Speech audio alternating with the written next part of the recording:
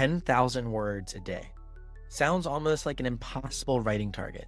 Yet, it is possible with one really important component, which is dictation. Yes, dictation can help you write a lot faster. It's helped me write a lot faster. But that's not the only reason why you would dictate. And as we'll learn with our amazing guest today, Sarah Elizabeth, who's going to be talking all about how you are able to dictate fiction, what she calls dictation, the process of dictating fiction stories, that it goes well beyond just your ability to get more words on the paper. It's being able to write in a way that works with your life.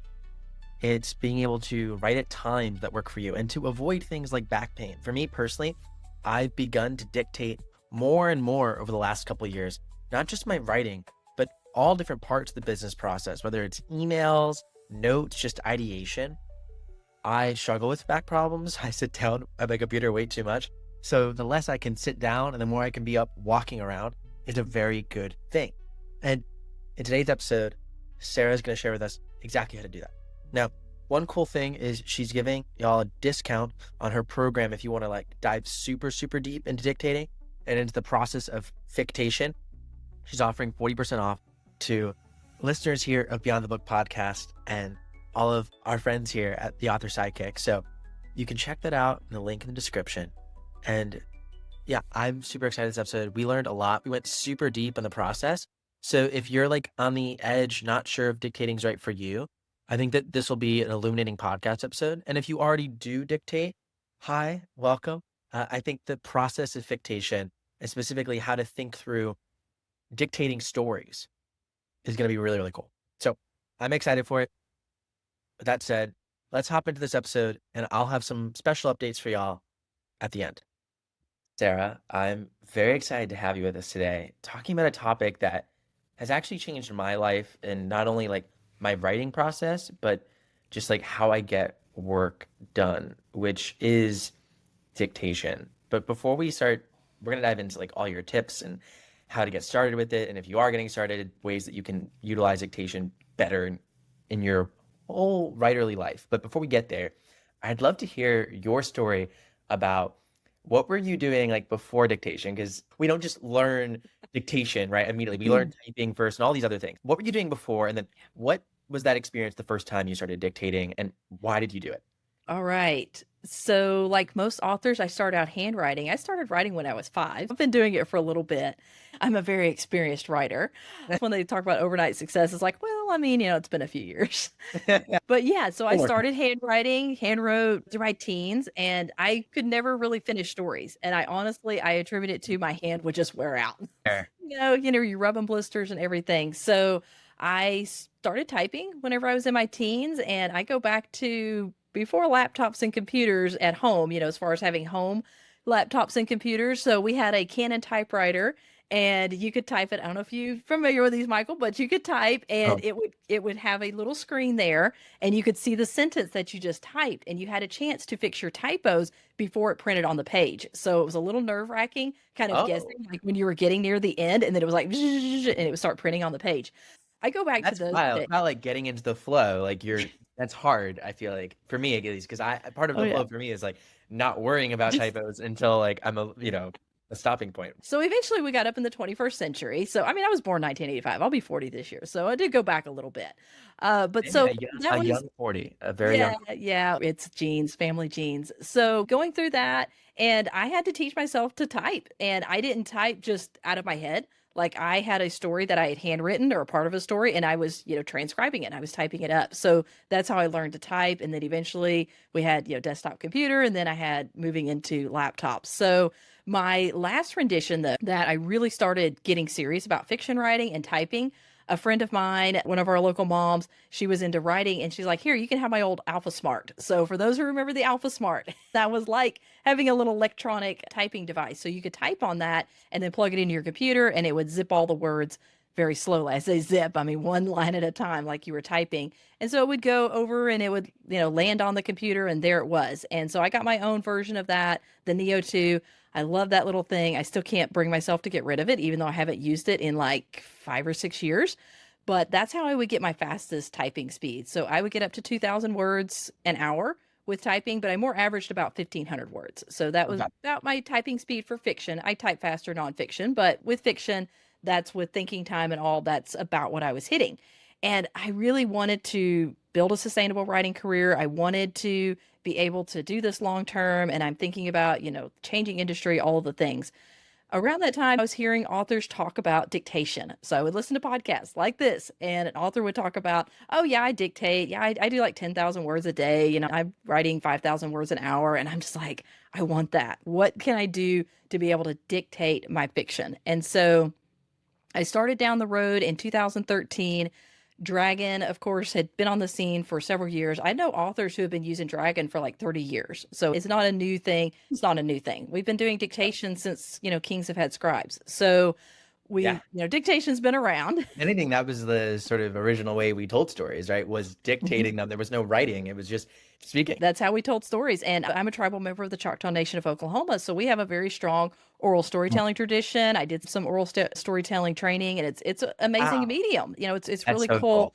art form. And so I was familiar with dictation. I was like, this is really cool. I've got to try this. So I downloaded a trial version of Dragon Anywhere on my phone. I was like, I'm going to give this a shot. Wrote a Yeah. couple of sentences, posted on Facebook. I was like, this could be epic.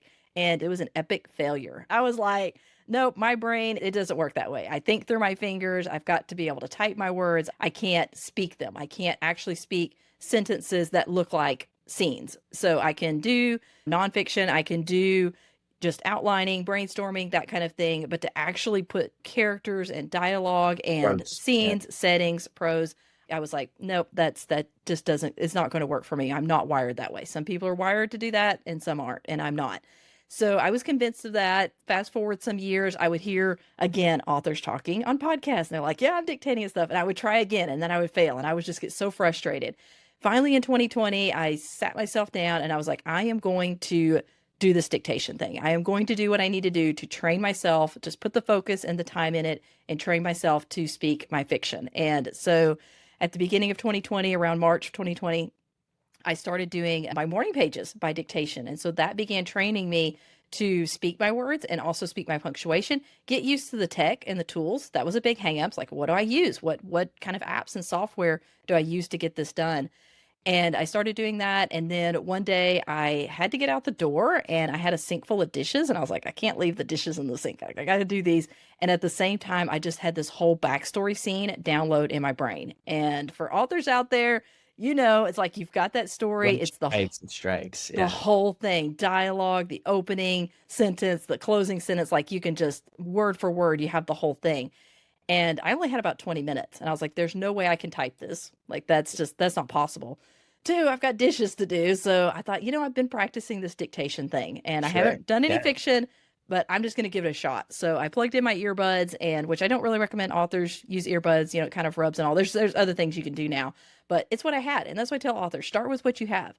And I had a recording app on my phone. So I just plugged in my earbuds, started the app, put the phone in my pocket, and I began dictating that scene. And while I was doing the dishes, got out the door, came back, transcribed the words, and it was almost 1,500 words that I had gotten of an entire actual scene, not outline, not brainstorm notes, but the action, the dialogue, everything in there. Incredible. And that's when I was like, whatever I've got to do to really make this a part of my writing life, this is what I'm going to do. So I went on to dictate that novel, and I've dictated all of my novels since then, all of my fiction. Incredible. Okay. Yeah. No, I feel like I had a similar journey with dictation to you where there was this hard blocker around it, just like not feeling natural, same thoughts, thinking through my hands. But myself, I've always still do pretty much every day, mostly because I still end up sitting down a lot working. I always end up having like neck and back pain. And I've been able to do some workouts and exercise, try and get around that. But if I want to put like a long day into the computer, which happens to usually be all the time, I have to be able to and oftentimes it's like sitting behind your computer, your laptop, almost every waking hour is really not great. But if I'm able to take a couple hours of the day and know that the things I'm getting done can happen while I'm walking around, while I'm dictating, it makes a huge difference. And there's so much that you can do with dictation that I find that all the other areas of our author business, marketing, emails, everything else too, can be wrapped up into that. So you mentioned Dragon in terms of like, and maybe folks know Dragon, but for folks who don't know Dragon, for folks who might not even know at all where to begin with dictation, where are things at now? There's new technologies coming out all the time. We're certainly not, at the 1980s type era stage in terms of writing tools. So when you're talking to authors and going, yeah, like try this dictation thing out, just start speaking to a mic, anything, whatever you want. We can talk more about what to dictate to get started in a little bit, but what are they actually using? Is there apps? Is there tools you have to buy? What do you usually recommend? Yeah, there are lots of apps and tools out there, whether you're in the PC, Android world, iPhone, Macs, or a mix of those. There are tools, apps galore that you can pick from. And I say galore, there's a good bit that you can pick from, and some work better than others. But where I start authors at, well, first with Dragon, it's pricey. It lands at about $700 now, still, with the software to download it to your computer. You can do the Dragon Anywhere app, and I think it's like $15 a month. Don't quote me on that. I've never used Dragon beyond that trial version that I did over a decade ago. So a lot of authors get hung up on Dragon, like I have to have Dragon. That's usually the first thing that's introduced when they're looking at dictation is, oh, I've got to get Dragon.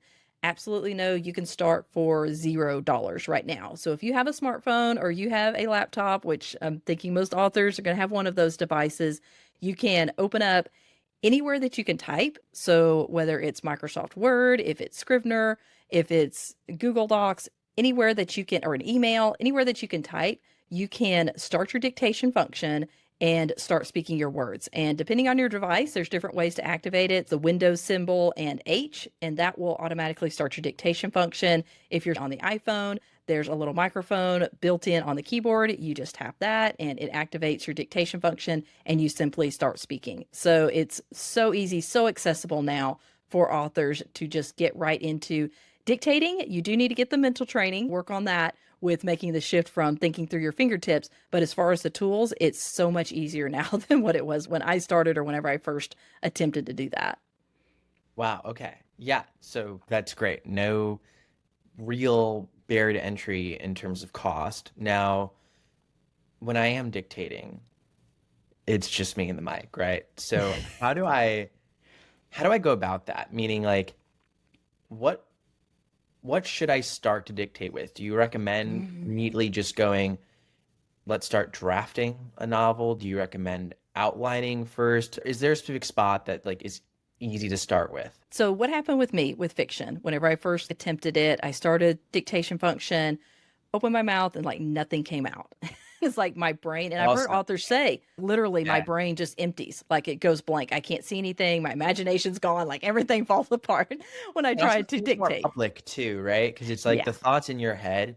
So it's kind of like more private, but then when you say it, even though you're only saying it to yourself, it becomes like feels more real. And when you're creating fictional worlds, well, I have a sign over my desk that says I know I'm in my own little world, but they all know me here. So I mean, it's a whole other thing being a fiction writer. Yeah. And so yes, I've had authors that are like, I don't like the sound of my voice, or it just feels really vulnerable to speak those words out loud versus, it feels more private and even more secure. You're just like typing and nobody else knows. No one's going to see this until you're ready for them to see it. And so speaking it, even if you're alone, can feel more vulnerable.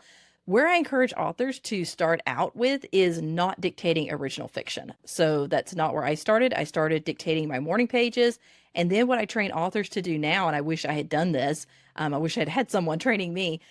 But what I have them do is just grab their favorite novelist off the shelf or grab whatever book they're currently reading, activate their dictation function, and just start reading another piece of fiction. It can be their own, but it can be just another novelist, and just start reading that and get used to one, the tech. Does your app crash? Do you have any issues with that? Do you know how to start it and get the sentences going? Are you going to speak your punctuation? And I encourage authors to do that. Punctuation is natural to me. Typing now to speak it, I can say period, comma, open quote whenever I'm dictating. So if you're going to do that, just practice it with someone else's fiction just to get yourself used to that, get past that barrier of Yeah. that vulnerability of speaking words of fiction out loud. And then you can move into your own writing.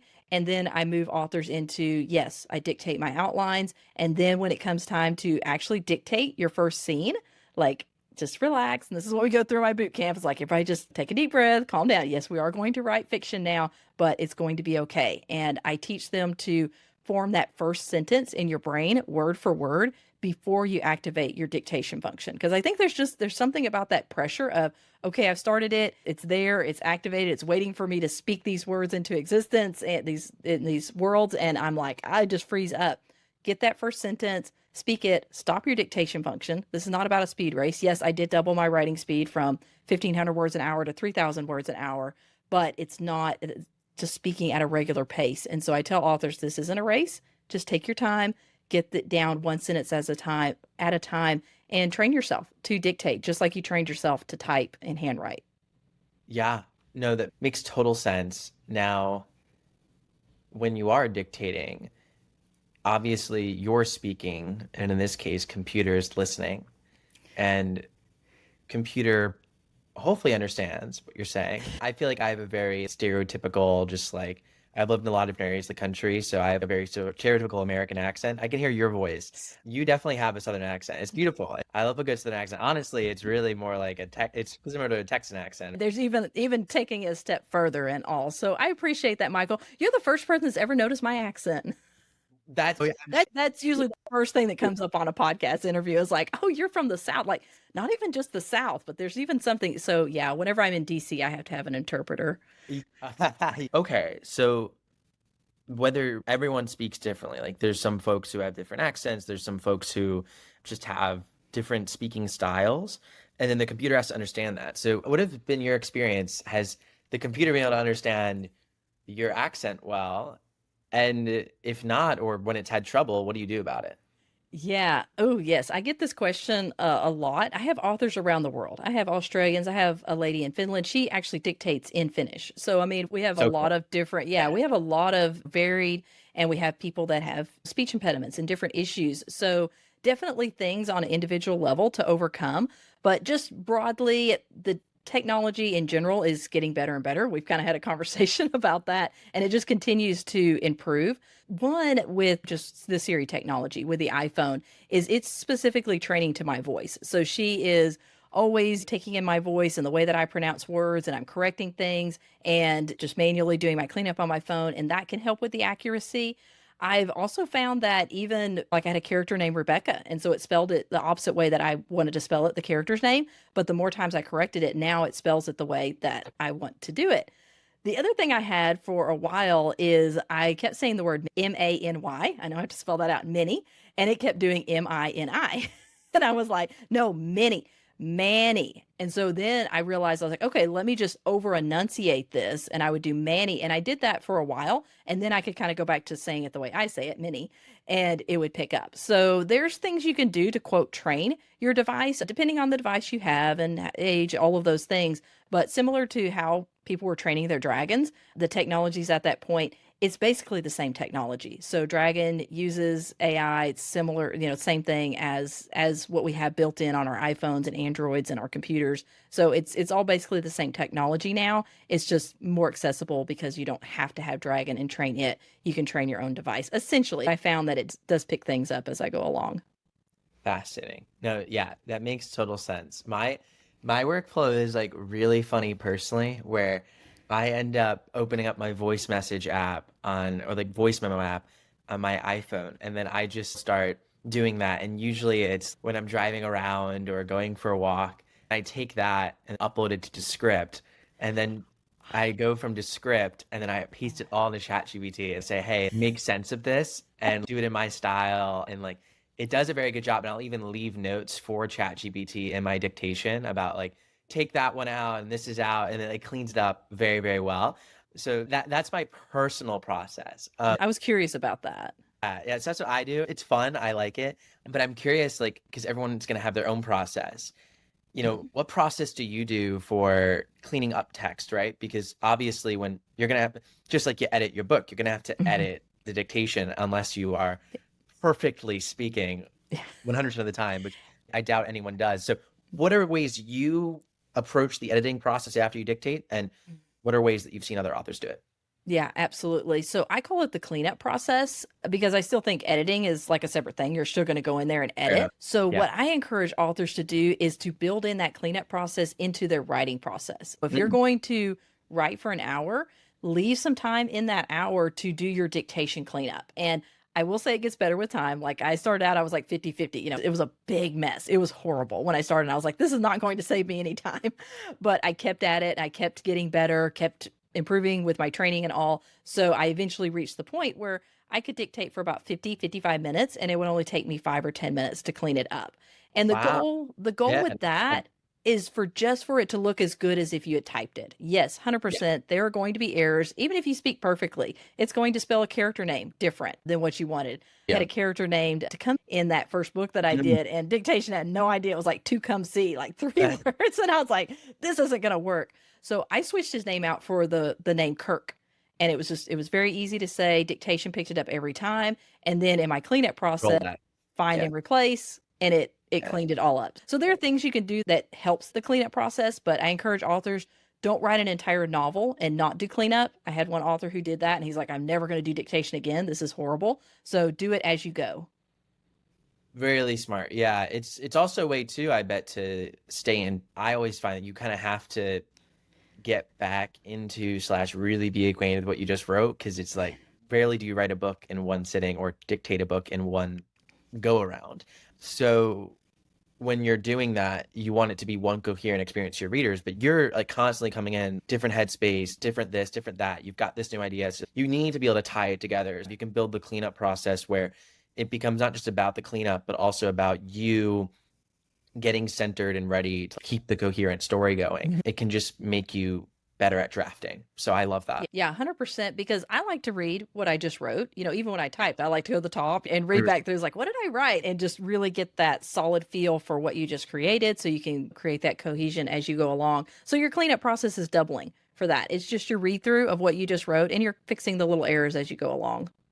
Yeah, no, makes total sense. And that then brings me to this idea of voice, which is so like, double meaning here. But when we are Mm. telling a story and we're reading a story, there's like a distinct voice the story has. There's also then our speaking voice, right? And what I mean with this question here is, have you found a difference in yourself and maybe other writers in your storytelling voice, so Mhm. not the actual voice, but your Yeah. storytelling voice when you're dictating versus when you're writing? Is there a difference in what ends up coming out? Yeah, no, that's an excellent question. I call it author voice. So it's not your physical voice that you're hearing, but your actual style and your voice in writing. And I did a whole workshop on it because I hadn't really thought about it, because I didn't have readers say, this is different. Is this somebody else writing? Like, what's going on? I got the same kind of comments on my characters and my story and world building that I had always gotten. So I was like, okay, well, I preserved my voice going from typing to speaking it. And I didn't give it a lot of thought until I heard an author say, she was getting those comments. So her editor was like, who Mm. wrote this? Like, what happened to your writing voice and style? And she was like, well, I dictated it. And she was like, you can't do that. So I thought that was really interesting. For most authors that I've heard, they've not had that issue. But if you do, so I did a whole workshop on it, but just a couple of things. One, that is where it goes back to that reading your own work out loud. So take something that you've written previously, especially something that's already polished, maybe something that you've published or your short story, or if you've done a novel series, like practice reading that out loud and get accustomed to what it's like to speak sentences in the same type of structure and manner that you type them. So that's one of the things you can do.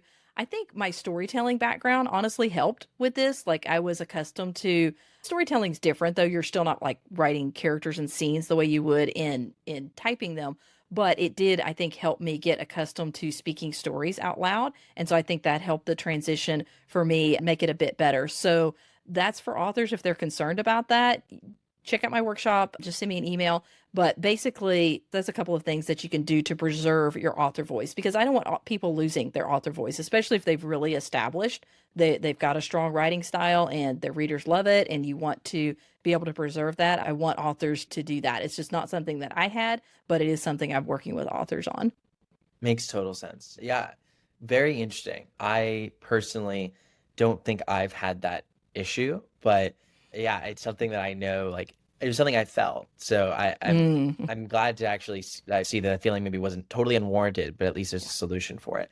Mhm. Now, when you are thinking about actually, okay, someone's dictating and you're having issues or someone else is having issues, because we've kind of walked through the ideal process of like actually being able to dictate. Like ideally you just pick it up and you do it, you start with reading other books and you start with just, sharing something that's not explicitly fiction, then you dive into fiction and you're ready and it goes well and life's good. But I know you've encountered yourself and through with others, I'm sure plenty of roadblocks along the way. So what are some of those like common things you see coming up that are preventing people from, I'll use the word because it feels accurate, getting into the flow with dictation? Because we're all searching for. We want to get into that flow just like we get into the flow with writing. So what prevents people from getting into the flow dictating, and how do you find you're able to overcome those? Yeah, so a couple of things that I think prevents authors, they're trying to dictate. And actually, in my group coaching, I just had one of my authors who said that. She's like, I'll get going.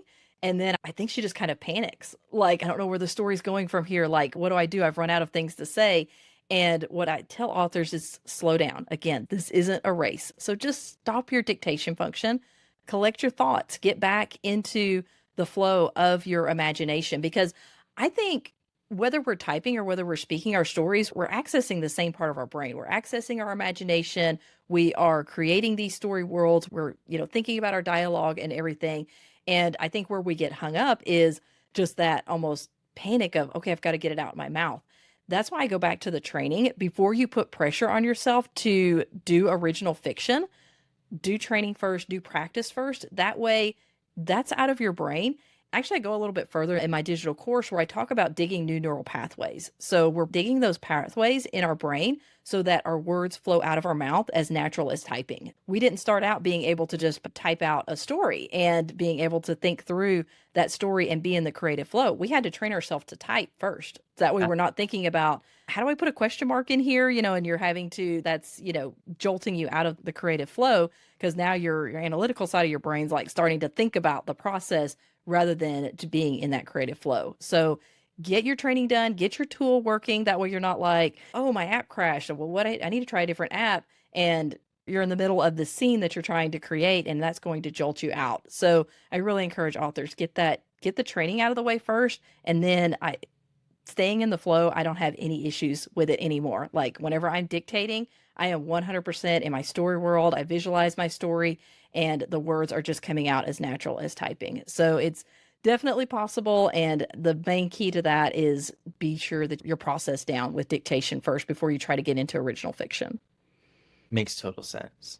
Speaking of process, I'm also thinking of setting. I mean, I've alluded to some places I dictate in, but what do you find, like, is there settings that work best for people to dictate in, like being in one room? And how are you kind of able to maybe put yourself in that environment where you're able to be successful dictating? Yeah, so I encourage authors to start where they currently type. So if you currently type at your desk, just go ahead and dictate there. And you do talk about being able to get movement and you get neck and back issues. I get all of that.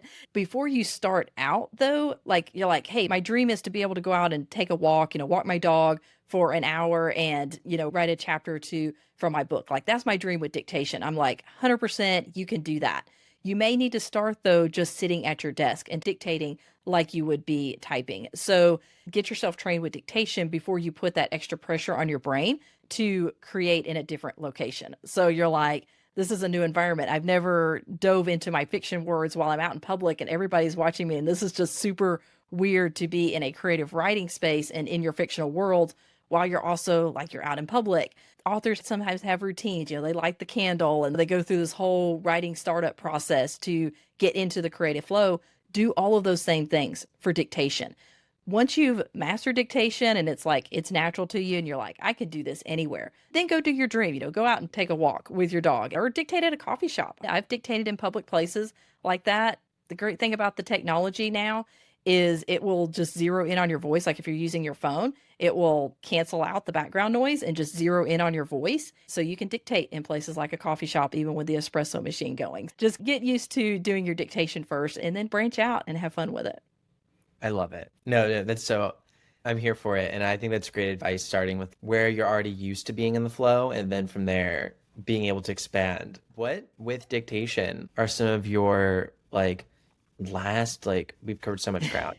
Is there any like last big tips or piece of advice you have, either for people getting started or maybe some tricks and tips for people who already are doing it they might not be thinking about? Yeah, and I'll say we have covered a lot of ground, Michael. You ask really good questions. I love it. So, big tips. Like I said, don't rush yourself. Don't feel like, when we have that blinking cursor, the blank page, and the cursor's just blinking at us going, write something. When you activate your dictation function, I think it puts even double that stress on because you're like, Mm. I've got to get going and I've got to go fast and I can't stop or it Yeah. will time out on me because there's a timer on it, right? I mean, it's like if you leave it up for a few seconds, 10 seconds or something, it's going to go down. And I think when you're distracted by that, you're not going to be in the creative flow and it's going to cause stress. And so, what I teach authors to do is take care of your brain because your brain is going to be wanting to conserve energy. And if this is taking up too much energy, it's going to start creating blocks. And it's like, nope, we're not doing this. This is taking up too much of our energy. We have that fight or flight. We've got to conserve here. Whereas if dictation is like a pleasant experience, you get almost a dopamine hit, you get energy because you're like, wow, look at these words piling up. That is giving you energy. So it's giving your brain energy. So if you're taking care of those things, then you're going to be able to sustain your dictation practice a lot longer. And so for authors that, that are starting out, just take that pressure off and deactivate your dictation function if you need to pause and think and you feel like you're getting lost and your brain's like, we need to run, like we're in a bad situation. Don't let your brain get to that point. Just let it relax. And for authors who have been dictating for a while, look at other methods and processes that you may want to use, not to mess with anybody's process, but if you're, typically you dictate at your computer, try your phone. And if you typically do your phone, try your computer and just build up those skills to be flexible. And if you don't currently dictate your punctuation, I do encourage that because I think that affects, we talked about voice. Punctuation affects our author voice, and we use punctuation differently, even from nonfiction. And so Yeah. I do encourage authors to do that. One, it'll come out with a cleaner transcript than using auto punctuate. You can use auto punctuate. I'm not going to hold that against any writer, but I do encourage authors to do that, if nothing else, but to help preserve their author voice in that. So, yeah, those are some of my tips and tricks, and I've got a lot more, but that's where we'll stop now. Like I said, we've covered a lot of ground, but I'm Yeah. open No, for all questions on dictation. yeah. No, I love it. It makes total sense. For me, I think that's where, oddly enough, like voice messages on the phone were just a place for me personally to get started because it was like, oh, like I actually don't have the pressure. Like if I take 30 seconds and a break, it can just keep going. And that's something I do all the time when I'm writing. Like I'll be like, I need to think that over. Because like you're speaking your thoughts, but then there's also like the thoughts that you're not speaking. Just like you're writing your thoughts, but there's the Yeah. thoughts you're not writing.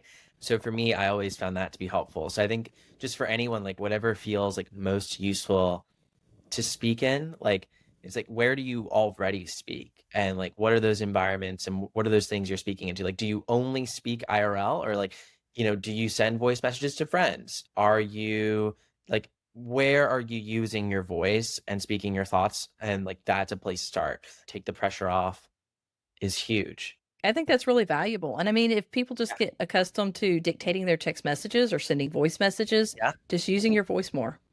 Yeah. Text message can be great, especially because like I find if you have like a long thing to respond to, it's like you want to be more thoughtful, but it can be challenging to like want to go type out a paragraph on your phone, especially if you only got so much time.